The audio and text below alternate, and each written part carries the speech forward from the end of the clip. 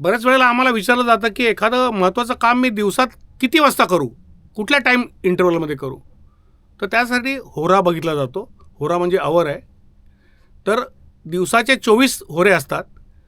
आज गुरुवार आहे ना, तर नियम असा आहे की बाय डिफॉल्ट सकाळी सूर्योदयाचा जो पहिला तास आहे, समजा 7 वाजता सूर्योदय, तर 7 ते 8 हा गुरुचाच होरा असतो. त्याच्यानंतर येणारा होरा 8 ते 9 जो आहे, तो गुरुच्या आधी 2 वार जायचं आपण. गुरुच्या आधी बुधवार, त्याच्या आधी मंगळवार, असा पुढचा होरा. आणि तसंच मंगळाच्या आधी मग 2 वार गेले की त्याच्या पुढचा तास मिळतो.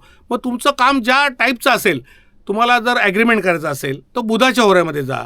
एखादी चैनीची वस्तू, काही गाडी किंवा काही ज्वेलरी खरेदी करायचं असेल तर शुक्राच्या होऱ्यामध्ये जा. तर त्या त्या होऱ्यामध्ये गेल्यामुळे ते कार्य सिद्धीच जातं. ते कधी अयशस्वी होत नाही. हा अनुभव आहे.